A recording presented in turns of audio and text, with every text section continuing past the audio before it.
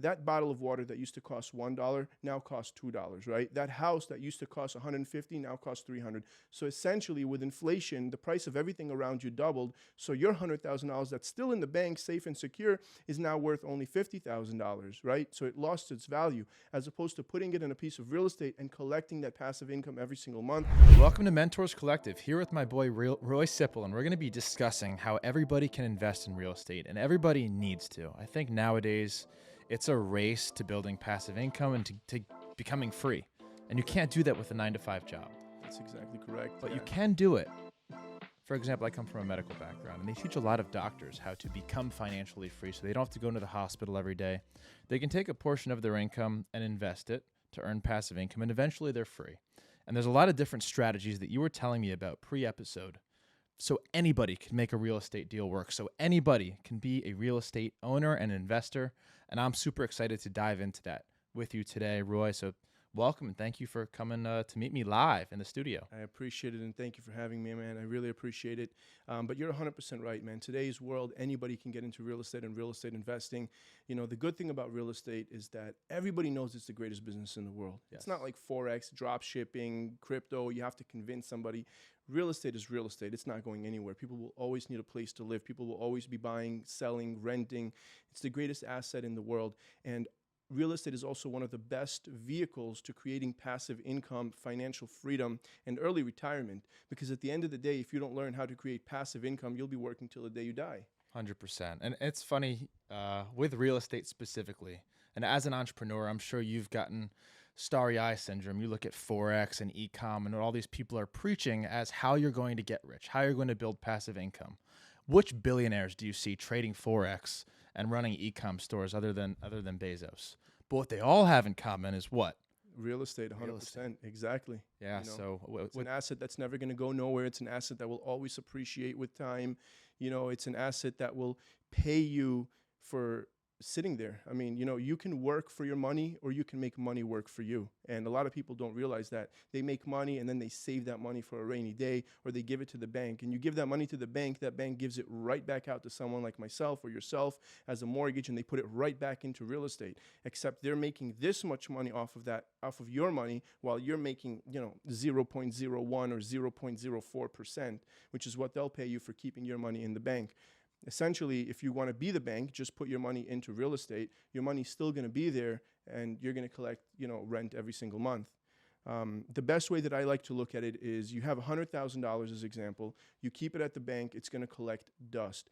You keep it in a piece of real estate, not only are you going to get paid every single month, but within a 10-year period, if you kept that money in the bank after 10 years, that bottle of water that used to cost $1 now costs $2, right? That house that used to cost 150 now costs 300.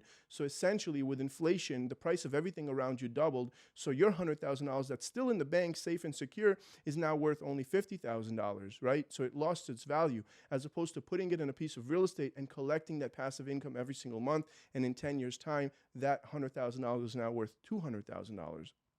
You don't have to convince me. I mean, we just bought this building, and I think there's a 3-part benefit to buying real estate. The first is what you just mentioned. Typically, cash flows. Yes. So you get the passive income aspect of it. You can rent it out. You can Airbnb your real estate, whatever you want to do. There's a ways to get that thing cash flowing. 2, appreciation. We hold this building for the next 10 years. Good chance it's going to be worth a lot more than what we bought it for. 100%.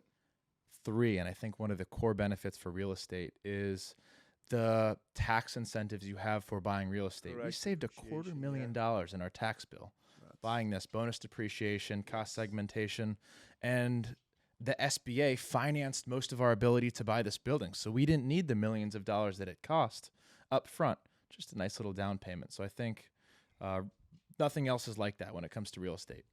That's correct. So if you're just, you know, a regular individual, you have your regular 9-to-5, but you're looking to get started in real estate investing, you know, especially if you don't own a house yet, you can get different sorts of FHA conventional loans, very low to money down. I would recommend getting into a multifamily to where you can purchase, a duplex, triplex, quadplex, etc., live in one unit, collect the cash flow from the other units. But if you're looking to get into the world of real estate and real estate investing and actually advance this as a career, build a portfolio like I have, there's many strategies out there. And a lot of people think you need plenty of money to get started in real estate investing. You need excellent credit. You need things of that nature. Let me tell you something. When I got started here in 2017, I moved here from New York City to Florida. 2017, I got my real estate license. I had no experience. I had zero money. I was in debt. I had negative money, and I had very, very poor credit. And nothing stopped me from achieving my ambitions, right? The hustle, the drive, the dedication. I mean, it wasn't an easy journey. It was a lot of hard work and dedication. But in the last 5 years, I was able to amass a $15 million real estate portfolio that nets me around $30,000 a month passively. And that's just the passive income. That's not to mention the active income of the wholesaling, the flipping, etc. But the main core bread and butter of the business is real estate acquisitions using the BRRRR method.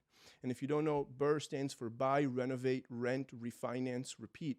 This is essentially where I'm going to make up numbers just for argument's sake to make it simple for the audience. If you purchase a house for $100,000, you renovate it for $50,000, you're all in for $150,000. And let's say you don't have $150,000, so you borrow that money from hard money, private money, friends, etc. You promise them a certain interest rate. So let's just call it $10,000 or $15,000. So now you're in $100,000, $50,000 for the reno, and let's just say another $10,000 for the interest. Now you go ahead and rent this property out for, let's say, $2,000 a month. By renovating this property, you raised its value. It's now worth $225,000. You can go to a regular investor bank, refinance this property, get a 30-year loan. They'll give you up to 75% of the new value, which happens to be $168,000. So you close this loan with your hard money or private money, you return the $150,000 plus the $10,000 interest, and you're now left with essentially a free house. You didn't come out of pocket anything. You used other people's money to acquire the property. After a few months, you renovated it, you rented it out, you returned that money. You're left with a property that has about $70-something thousand in equity and is cash flowing. Let's assume your mortgage, your principal, interest, taxes, and insurance come out to approximately $1,500 a month. You're now cash flowing $500 every single month net to your pocket, plus appreciation over time. Cool. And equity. Sounds too good to be true. I'd love to break down some of the stepwise elements of what you just went into there with flipping a house. You make it sound easy. My guess is it's not as easy as you make it sound. So let's go into kind of step one, which I guess identifying a deal, right? Where do you even find a good deal on a house? Where do you learn how to find a good deal? Talk to me about the deal aspect. Right. That's such an excellent question. I'm so glad you asked that. People always ask me, Roy, how do you find these amazing deals? I do crazy deals. If you see the numbers on my deals, man, you're not going to believe them. It's almost too good to be true, okay? Yeah. But people always see all these amazing deals that I post on social media that I do, and they're like, how do you find all these amazing deals?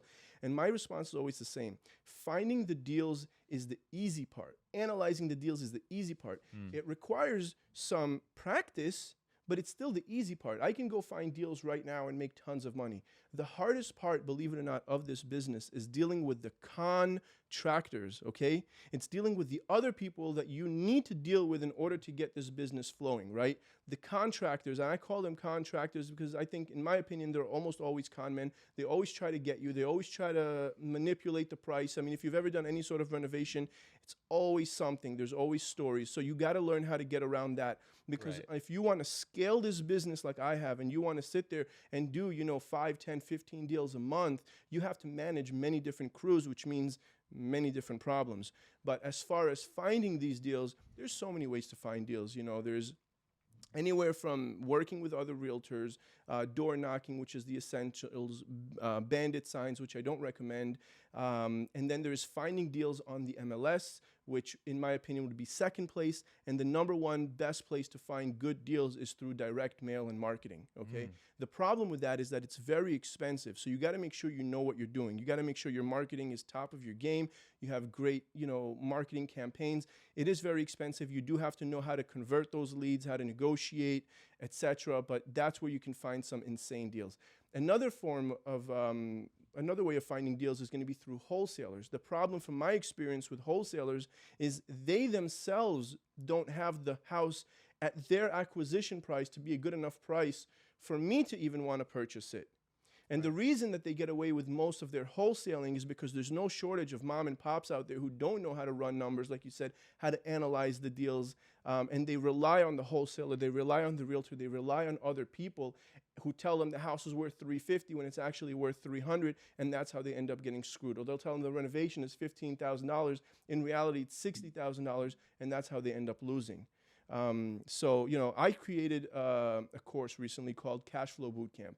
I was working on that day and night since September. It recently launched in late March, and essentially it's the #1 resource of its kind on how to get into real estate investing and how to scale a real estate investing business. It's everything that I wish I knew when I got started, right? So every mistake that I've made, trial and errors, experience, I mean, really all of it is just speaking from the heart and speaking of experience. In Cashflow Bootcamp, we dive into the nitty-gritty of how to analyze those deals, which is the most important thing. If you're not on point with your ARV, the after repair value, or the actual value of the house, which is the starting point for analyzing any deal, you need to know what the end product is going to be worth before you can work your numbers down and come into the acquisition price. Awesome. So the course is where people can go to learn more about how to find and analyze deals. I do want to ask one targeted question about your direct mail method.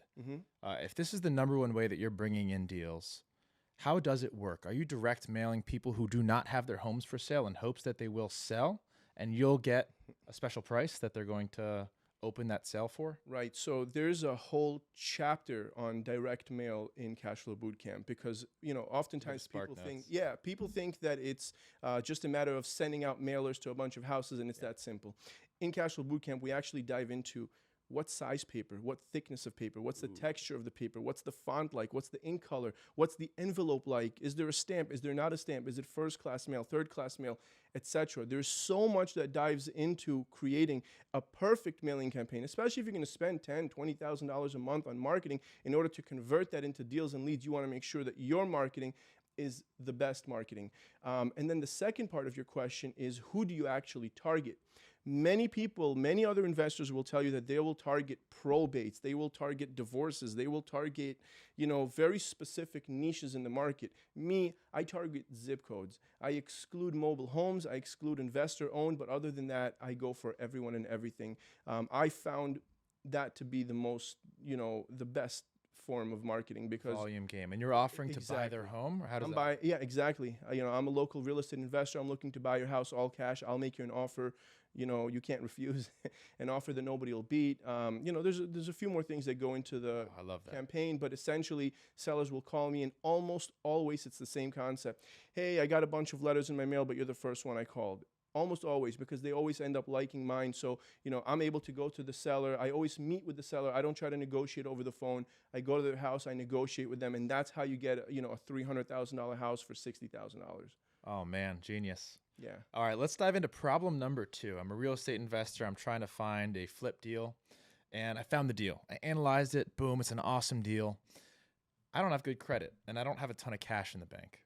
How do I buy the house? Excellent. So one of the best things about real estate investing is that it's not really credit-based as much. I mean, that might determine somewhat of your interest rate, but for the most part, it's asset-based, right? So if you have a house, again, I'm going to make up numbers for example's sake, and the ARV, the after repair value is $300,000, and you have it in contract for $100,000, I can guarantee you're going to get the funding. It doesn't matter what credit you have or how much money you have, you'll get 100% financing if need be. There's hard money lenders out there, which are basically... What is a hard money lender? It's a special bank created for real estate investors, right? So they basically work on giving short-term loans up to 12 months, and they just go by the asset. If they can agree with you and determine that it's going to be worth 300 and you have it in contract for 100 and they're holding a mortgage for 100, they really have nowhere to lose. You see what I'm saying? If you don't pay them, they foreclose, they take the house back, they win essentially. Most of the time, they'll require you to put 10 to 20% down. If you have that, great. If you don't have that, again, that's where you can, use partner with a friend, use assets as collateral, but partner with. The first few deals are the hardest because you're trying to build that first 10, 20%. Right. But, I mean, one of my very first deals, I picked it up for $30,000 and I turned around and wholesaled it, right? So, like, literally, I didn't even do anything to it and I sold it for $115,000. Yeah. So I had another deal right after that for $60,000. I put $40,000 in it. I sold it for $160,000. So it's very easy to make large sums of money in this real estate game that will then help you for your marketing costs in order to scale and expand, and for your down payments and renovation costs on different properties. But essentially, you're going to be starting with hard money lenders, and as you progress and gain experience, you're going to be working with private money lenders, which is essentially anybody who has a lot of money and wants to invest in real estate but wants to act on more as a silent partner, right? So they would basically hold the note. You'd pay them interest-only payments until the renovations are done, the property is sold, or flipped, or refinanced, and they'd get their money back, and you're on to the next deal. Yeah, and I'm sure that comes with experience and track record too. As a Correct. first-time home buyer, I'm not going to give you money Correct. for some deal that you've never done Exactly. before. That's a huge risk for me. But I'm sure now, with your giant $30 million real estate portfolio, $15 million, on the way to 30, but yes, $15 million real estate portfolio that I built from $0 in less than 5 years. My very first deal, actually, while being here in Florida, came to me in Atlanta, Georgia, of all places. I've never even been to Atlanta, Georgia. Mm-hmm. And the lady was crying to me on the phone, so desperate to sell that house, sight unseen. She went down to $20,000. Okay. Wow. That was $20,000 that I did not have. So I asked everybody and then some. Nobody wanted to talk to me. Hard money lenders didn't want to speak to me because I hadn't created an LLC yet, which they're going to require of you. Eventually, and as a last resort, I asked my mother, who lived in Israel, if I can borrow the money. Now, this was her entire life savings. This was everything that she had. My mother raised me and my sister by herself in a one-bedroom apartment, making less than $18,000 a year before taxes. Wow. So this was everything that she had saved up, and she didn't ask me any questions. She wired the funds. I bought that house sight unseen. I put on my credit card a flight to Atlanta, Georgia. I flew there. It was the middle of December. I took some pictures of the house. I went to the local hotel. I posted it on Craigslist, of all places, because I didn't know any better, for $40,000. I sold it the very next day for $40,000, and I flew back. And I wired my mom back $20,000 plus $3,000 in interest. I had $17,000 left. I spent just about that entire $17,000 on business cards and my very first one zip code marketing campaign, which led to profits of well over $100,000 and my first rental, and turned that into more marketing and more houses. And, you it just was needed a lot that of hustle one and win, grind. that That's aha. it. That one win, that aha. But, it came with a lot of, hard work and dedication. Yeah. And the thing with real estate is that it's not a get rich quick thing. It's not going to be overnight. But, if you're willing to put your head down for a few years and put in the work, I mean, success is almost guaranteed. You just have to be willing to put in the work. And there's so many resources out there. There's so many resources out there on how to do it correctly, how to mitigate your risk, and so on.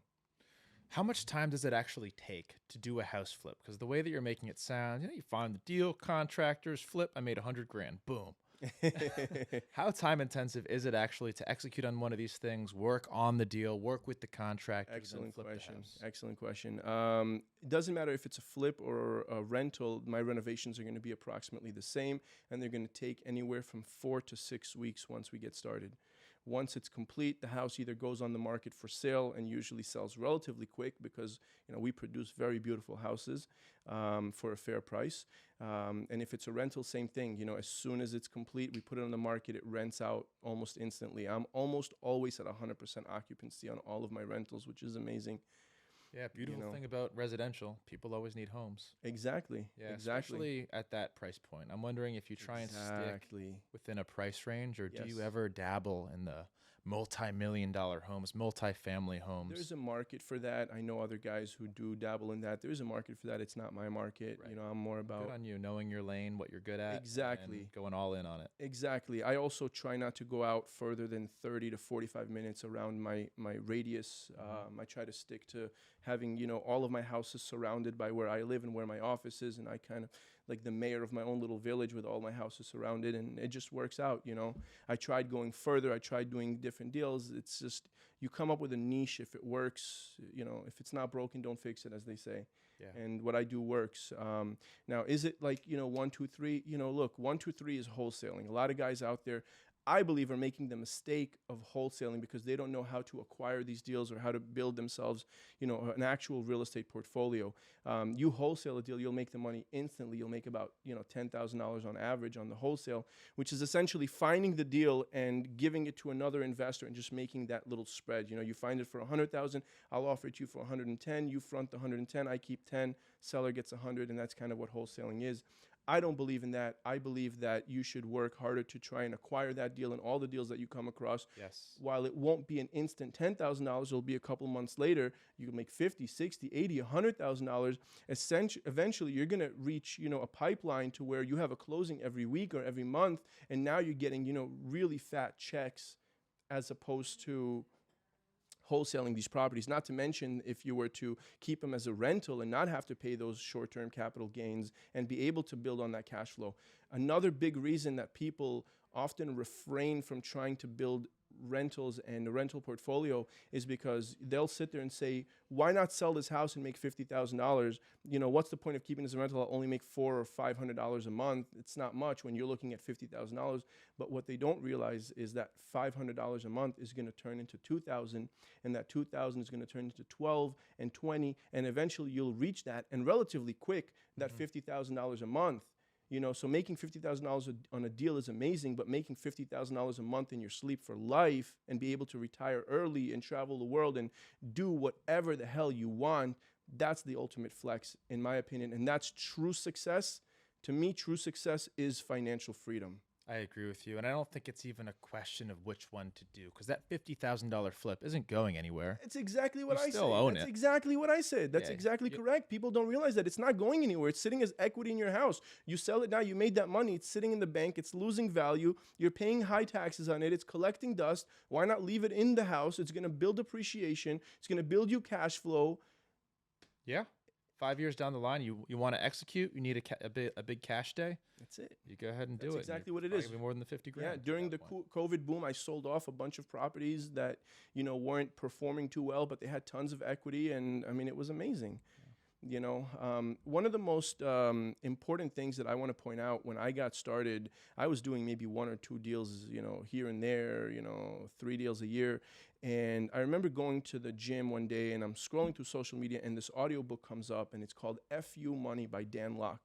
That book just changed my life. So I'm sitting there at the gym, everybody's listening to music, I'm working out, I'm listening to that F.U. Money, and he's talking about, what it takes to become ultra successful. He's like, why are some people really successful and others aren't?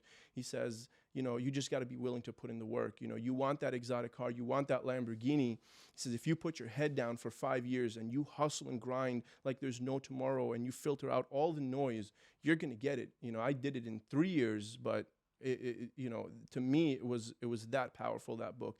And after that, I discovered the 10X rule by Grant Cardone, which was also, F.U. Money, I believe, was about establishing what it is that you want. And I think the 10X rule was about establishing what it takes to get there. And you combine the two, I mean, it's a powerful force, Check out Dan Locke's book. That's one I haven't heard about yet. It's my favorite of all times, man. It's all about mindset at the end of the day. It is. It's all about mindset. And if you get your mindset right and you're willing to put in the work, man, the sky is the limit. You don't have to have a fancy degree. You don't have to have plenty of money. You just have to have the will and determination. It doesn't matter who you are, where you're from. The solution is there. The answer. Take a skill, get good at it. That's Stay in your lane, and then scale from there. That's exactly it. Let me ask you a question. And I'm sure you can agree with me on this. 100% of people want to be successful. I'd agree with that. Everybody Anyone wants saying they don't is lying. Exactly. Everybody wants to be successful. It doesn't matter if they're working, at a bar, serving tables or flipping burgers at Burger King. Everybody wants to be successful at the end of the day. So why is there a 99% and a 1%, right? Why are only 1% of the people actually truly successful versus the 99%, right? We have that big balance in this country, in the world. And I think it's because 1% of the people are actually willing to put in the work that the 99% aren't. And that's what it is. Yeah. Everybody wants why? Why aren't the 99% willing to put in the work? Why aren't they willing to sacrifice the weekends and the alcohol? Mindset. Yeah. It's all mindset. It's mindset, and I think that it's a combination of mindset and fear. If you're afraid of, well, what if this and what if that, and real estate is risky and real estate is scary, and what if I don't make it and what if I don't eat? I faced all of those same fears. You know, I had, when I made that, you remember I told you I made $17,000. My very first deal was all the money I had in the world, and I was just about to spend it on my next marketing campaign. Even if I got deals from that campaign, I wouldn't have any money to purchase those deals. I had no idea, no plan, no nothing. I was scared. I asked myself the same questions. What if, what if, what if? But the biggest what if that scared the hell out of me was, what if I don't try? Entrepreneurs don't fear risk the same way that other people do, and I think that's a big part of it. I fear loss. I fear not trying, not attempting, and living my entire life with doubt, with what ifs. You know, what if I didn't? What if I did?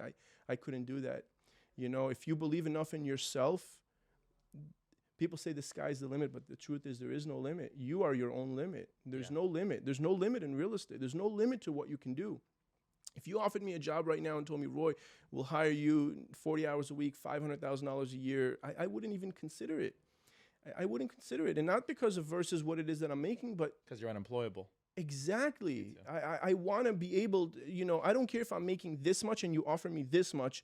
I want to know that I can reach this much, that I can reach no limits. Yeah. All the hours that you're spending are built on you. That's it. Your assets. And I'm not building somebody else's company. I'm building my future and my retirement. I and agree that's with it. You. And you good know, on you. Finding a vehicle for you to get from A to B. Exactly. Not a lot of people know what that vehicle is, and I think that's what holds a lot of people back. Exactly. So hopefully by doing this episode, you're opening up a vehicle to a lot of people who are wondering what that thing is. I want to raise awareness. I want people to know that they don't have to be scared. They don't have to go through it alone. You know, there's so much opportunity out there. There's so many deals out there. There's so much money out there. There's so many methods out there to create this financial freedom. And, you know, if I can do in one deal what the average person will make in 2 to 3 years, how does that not motivate someone to say, I got to try this out? It should, unless you got those limiting beliefs that people are dealing with. And that's a whole other story. Correct. And good on you, not just raising awareness for the vehicle at which got you from A to $15 million in assets, but you wrote the manual too. And you're obviously giving people the fine points of the font that you use on your marketing materials. So now there's no excuses for people not to go out there and start building. Now let's turn the table a little bit. Yes. Have you ever lost money on a deal? What are some of the downsides of going into this? Some of the learning experiences that you've encountered? What can people look out for that could destroy their future as a real estate investor? Such an excellent question. I mean, amazing. I love that you asked that because, yes, I have lost money. Everybody's lost money in real estate if they're in real estate investing. And if they tell you they haven't, they're lying or they just haven't done enough deals. I mean, you're going to lose one way or another eventually, but it's the cost of doing business. You win some, you lose some, as long as the outcome is income, as Drake says. But at the end of the day, as long as you're making more than what you've lost, and most importantly, as long as you learn from those losses, right? You want to become a doctor, you want to become a lawyer, you're going to go to school for many years, you're going to learn your trade. Real estate investing, there's no school for that. There's no college class for how to flip houses, how to create financial freedom. Like, they don't teach you these things in school. Never will. Exactly. Yeah. Right? That's part of that matrix Dangerous thing. for the system. Exactly. So it's one of those things that you have to end up teaching yourself. So if you teach it yourself, it's going to come at a cost, right? There's going to be trial and error. You're going to make mistakes along the way. You're going to trust the wrong people. You're going to make some mistakes on deals, and you might lose some money. For me, I tried doing it all on my own, so I was able to, you know, I learned at my own expense. I did lose on some deals, you know, but I learned from all of them, you know, whether it was trusting a bad contractor, which I talk about heavily in Cash Flow Bootcamp, how to avoid all of those, you know, contractor risks and how to basically mitigate any possible risk. Anything that I've ever lost on, I've only lost on once, and I've learned from that, and it was a lesson to me. To me, that was my tuition. Yes. That was my college degree, right? So you can learn to do this business through trial and error, through costly mistakes, or you can learn it through mentorship, courses, you know, working with other people who have done something similar, etc. And And probably should be all the above, right? You It should learn should as be all much of as the you above. can, and you're still going to fuck up at some point. Exactly, And exactly, that's when you really learn, and you really learn when it's your own money that you're losing. exactly. It's one thing to read it in a book or to hear it from somebody like trust a contractor, but you're down 100 grand on a deal. Exactly. You better believe you're never going to make that mistake again. One of my very first deals when I got started, I lost $60,000 on because of a bad contractor. Jesus. And then I had another deal a couple years later where I lost $10,000 because of a bad contractor. But I learned what I did wrong in both of those instances, and I never made those mistakes again. Today, I don't lose on deals. It's going to be very difficult for me. It's got to be something very unpredicted, something with the market, something of that nature. Today, the way that I analyze my deals is beyond on point, with room for error. The way that I analyze my renovations, the way that I deal and work and pay my contractors, the way that I deal with my tenants and the property management side of things, my relationship with Home Depot. It's just today, I've broken this business down to a science. Yes. There's no room for mistakes at this level of the game. When you're out there buying 10 houses a month, there's no room for mistakes, so yeah, no, it's just, That's a great thing about staying in your lane that I think a lot of entrepreneurs get wrong. You're in an industry long enough, you learn the ins and outs, and you've made all the mistakes, or almost all the mistakes that you could possibly make. So it makes your chance of success the next deal, the next business, the next run a lot higher. So it's good that you've done that. You've built those relationships. I'm sure you use a lot of the same contractors now. I use a lot of people, the same people. I hire a lot of new people as well, just to kind of, there's always going to be Never let problems. someone get too safe. There's always going to be problems with them. That's just, it doesn't matter how many times you've worked. You just got to know what to look for.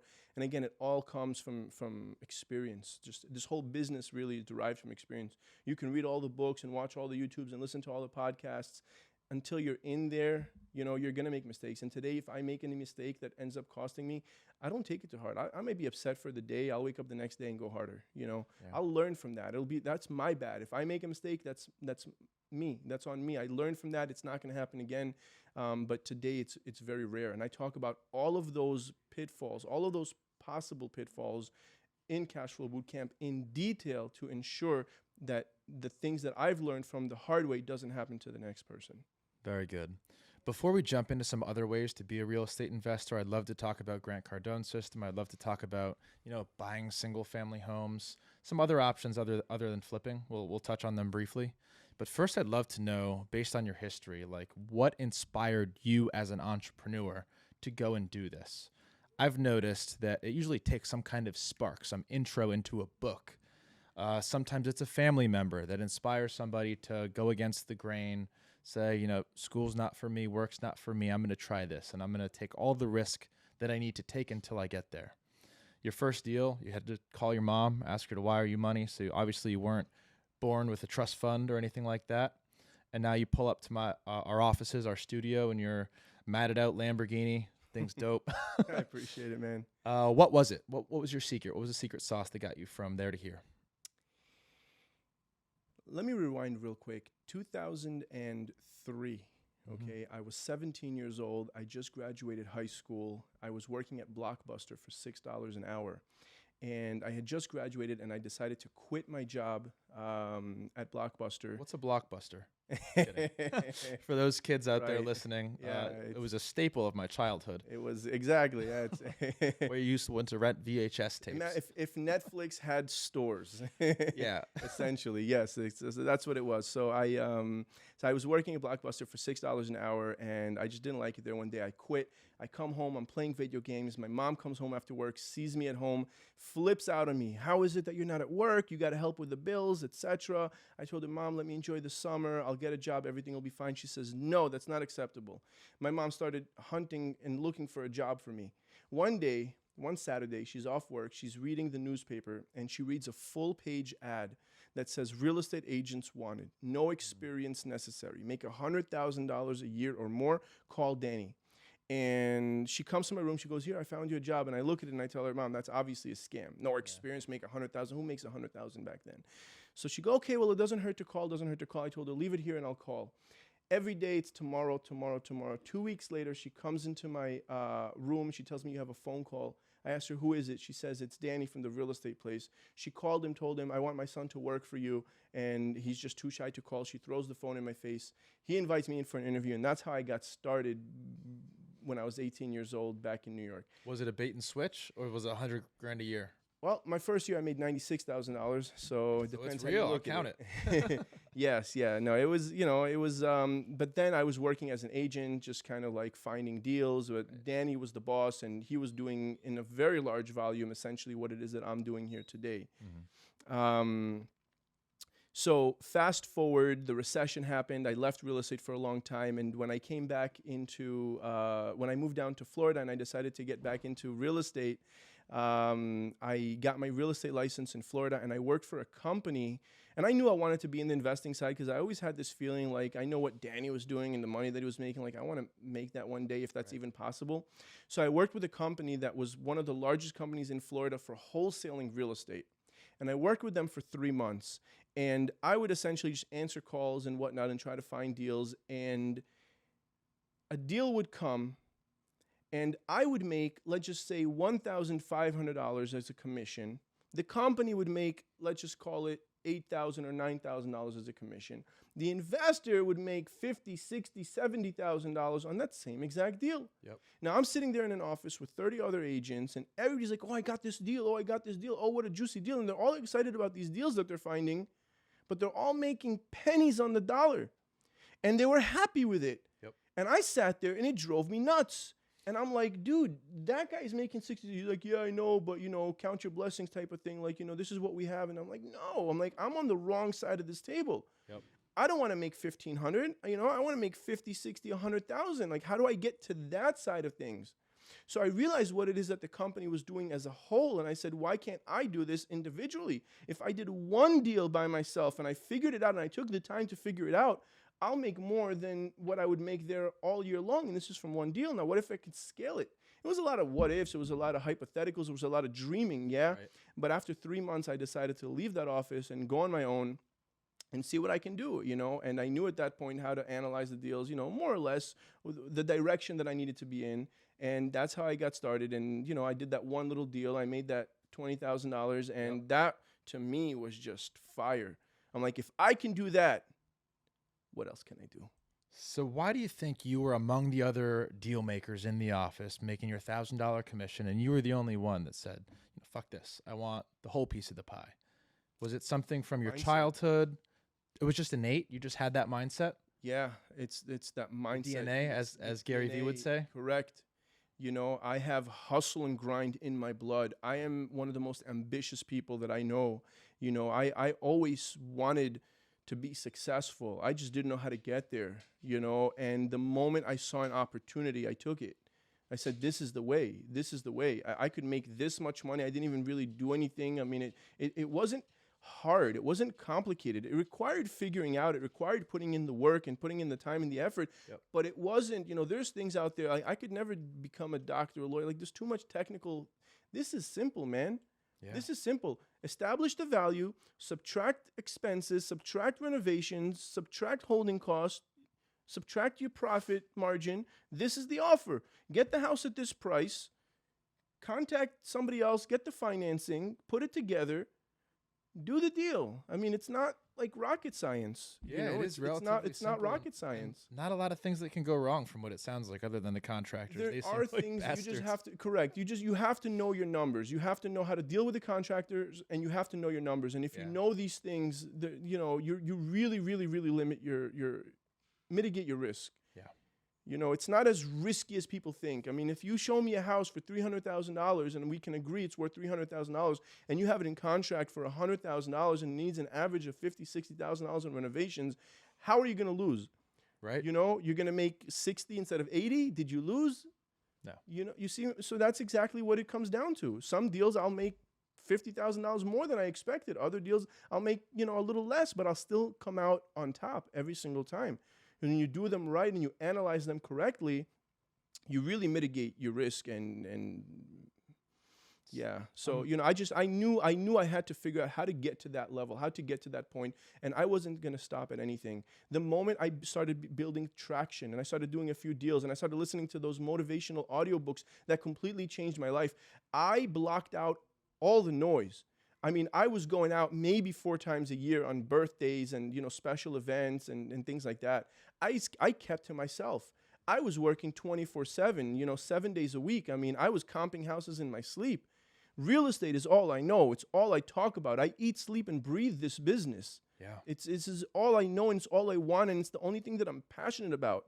I wake up in the morning, I want to go do a deal. Everybody's looking forward to Fridays. I'm looking forward to Mondays because Fridays is when the money stops. Mondays is when money continues. And a lot of people act like it's, you can't talk about money. No, I mean, to me, it's an obsession. It's an obsession. And it's an obsession because, money does buy happiness. Money buys happiness in the sense that it gives you the freedom to make your own choices. You want to buy your mom a house? Does that make you happy? Retire your parents early? Go travel the world? Do whatever it is that you want. You need a surgery you can't afford. It's a surgery to save your dog. If you can't afford that and the dog has to be put down, that's heartbreaking. But if you can afford to save that dog, that will make you happy. Money buys happiness. It's just up to you and how you want to use it.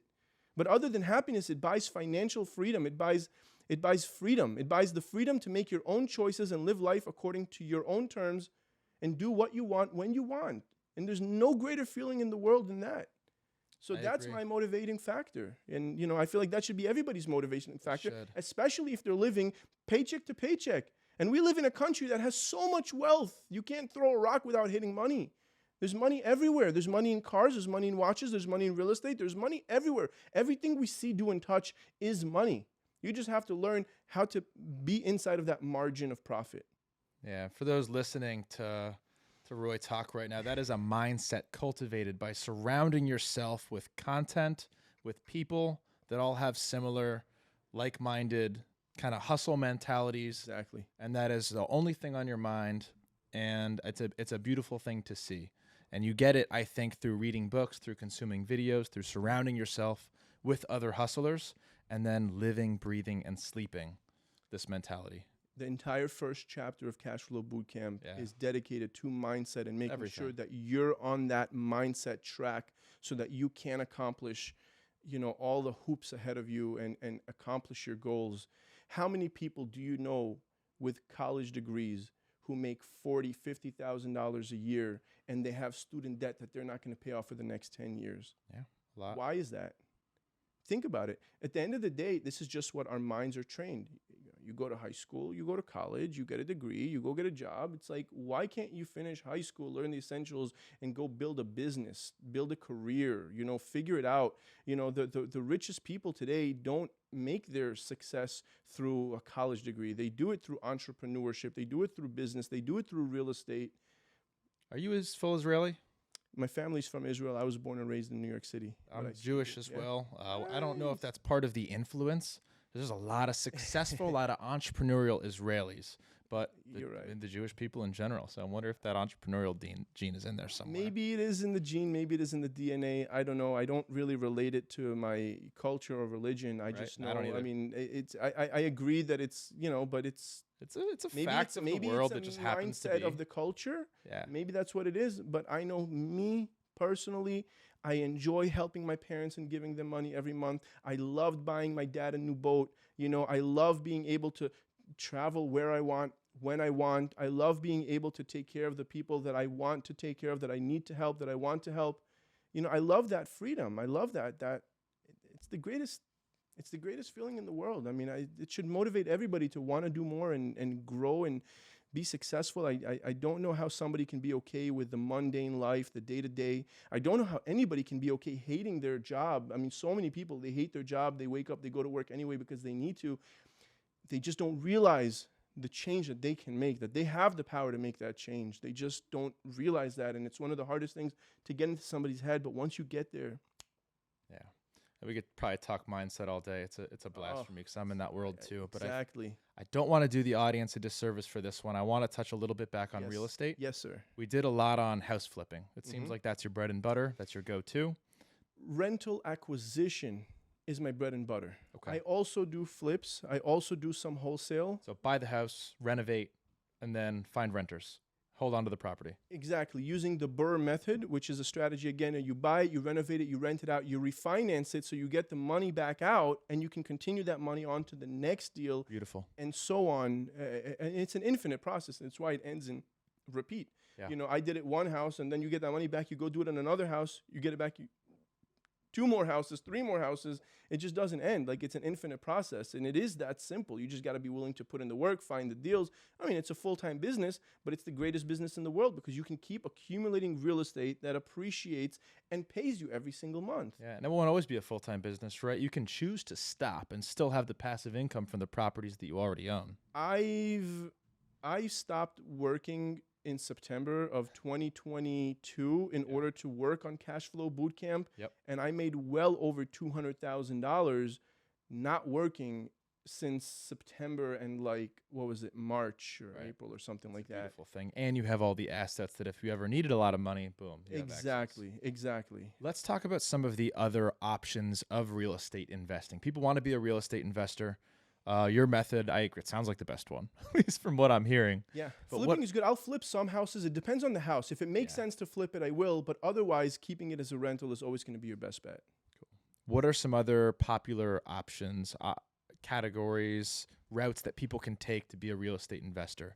Grant Cardone, for example, advertises all over his social media, like, buy this condo building with me and I'll send you checks every month. Like, what else is out there for people that want to be a real estate investor? You can invest silently with other people like myself, right? I have plenty of people. Once I got started and I was doing deals and I keep posting them on social media, I'll have people blowing up my DMs all the time. Like, hey man, I want to get into real estate, but I have a full-time job. I'm scared of it. How can I invest with you? How can I invest with you? So you can always have people who have money and they want to invest in real estate, but they don't want to put in the work, and they can actually be your private lenders. The simplest form of getting started into real estate, which is what I did, was in single-family residential real estate and in multifamily up to 4 units. Beyond 4 units, 5 units or more becomes commercial, and that's great as well. It's a different business model. It's not really mine. Commercial real estate is great. There's so many ways to make money in real estate, whether it's through the cash flow, whether it's through the flipping, whether it's through wholesaling, whether it's commercial or residential. Commercial will require a little more experience, a little more funds, syndication, things of that nature, whereas residential real estate, in my opinion, is the best place to start. It's relatively easy. It's if you do it correctly, it's very hard to mess up. You don't need tons of money. You don't need tons of experience. And there's so many different avenues that you can take in order to get started in real estate investing, in residential real estate investing. But commercial is another good way to go. Cool. Let's talk a little bit about Cash Flow Bootcamp. Yes. What is this course? Who is it a good option for? What are they going to learn? And how did that process go for you building it? The process for me, I sat there day and night for many months putting it together. It's professionally recorded. I worked with a great company, Thrive Courses, to help me put it together and build the whole thing and make sure that it's as professional as possible. I actually flew out to California over a week to record it and put it together, and it just became a small masterpiece. One of the things that was most important for me with Cash Flow Bootcamp was creating something that will essentially help a person who has no idea, they have nothing to do with the world of real estate, and they want to get into the world of real estate and real estate investing. All of those questions: where do I start? Do I need an LLC? Do I need a real estate license? How do I get funding? How do I find deals? How do I this? How do I that? Every how that you can possibly think of is answered in great detail in Cash Flow Bootcamp. And the reason that I did that was because I wanted to make sure that it wasn't missing anything. And even then, there's a private Facebook group that's associated with the course where people can ask all their questions and get answers, a whole community for that. There's a deal calculator that I had built custom for my business that has made me, I can't even tell you how much money, and it works amazing. That's also included with the course. But I wanted to make sure that it was, something that anybody who is tired of their day-to-day life, who wants to get to that next level, has access to. Beautiful. It's also great for realtors. It's especially great for realtors because, step one in Cashflow Bootcamp is get your real estate license. It only helps for many reasons. It doesn't hurt. And there's a lot of realtors out there, who will bring me deals constantly, and they'll make $2,000 on that deal while I'll make $80,000 on that same exact house. Right. Why is that? That is crazy. And they can very easily have done that deal. They could have wholesaled that deal if they didn't want to do it and made 10 times what they made. They could have made 20 times what they made by actually acquiring it, flipping it, keeping it as a rental. They just don't know the how part. Right. And in Cashflow Bootcamp, it goes through all of that. You already found the deal. You're already a licensed realtor. Like, what do I do now in order to acquire this deal, in order to flip it or keep it as a rental? A lot of them, they just don't know. So they'll come to me, the local investor. Hey, I got this deal. You want it? Great. This is my commission, blah, blah, blah. It's simple, but why? Why be that sucker? Why not put in the work, put in a little bit of work and gain that deal and gain that equity and gain that rental and gain that passive income? And this teaches you every step because obviously everything. The finding, the analyzing, getting your real estate license is a big part of it. Finding contractors, renovating it. A to Z, how to deal with the contractors is very, very, very, very important. I have my own work agreement that I use personally with every contractor on every project that's included in Cashflow Bootcamp that is designed to protect myself, my business, and obviously anybody who would be using it. Yeah. If you ever work with any contractor on any job, big or small, and you see what they give you as a proposal, as a work agreement, it's a joke. Just read it. It's all going to be things to protect them, nothing to protect you. Yeah. And things always go wrong. There's always going to be something. So it's very important to use the right work agreement. It's very important to know how do you analyze a renovation, right? Like, you're going into a job site, you got to make an offer. How much is it going to cost me to renovate this house? How do you know these things, right? All of these things are discussed in great detail in Cashflow Bootcamp. I really wanted to make sure that it's something that anybody can get into and anybody can grow themselves a successful and scalable real estate empire on their own. Beautiful. And is this for sale now? And is there anything you can do for our audience for finding it here? A discount or something like that? It is available online. It's available at cashflowbootcamp.com. And if you look at the link below, I will have a coupon code for our audience as well for 20% off. Appreciate you, brother. And Roy, for those watching or listening to this episode right now who want to connect with you, follow your journey, see that cool Lamborghini that I was talking about earlier, where's the best place? Yeah, follow my social media on Instagram. I'm most active on Instagram at Roy Seipel. And, I post a lot of my deals there, a lot of my lifestyle, but a lot of, very pertinent things to the real estate world, the real estate business, and Cashflow Bootcamp. Cool, brother. Well, it's been a blast. Yeah, I learned a ton, and I know Jacqueline, our social media manager over there, did too, and everyone listening. Thank you, everybody. And Roy. Absolutely. Thank you so much for having me. I really appreciate it, man. Thank you.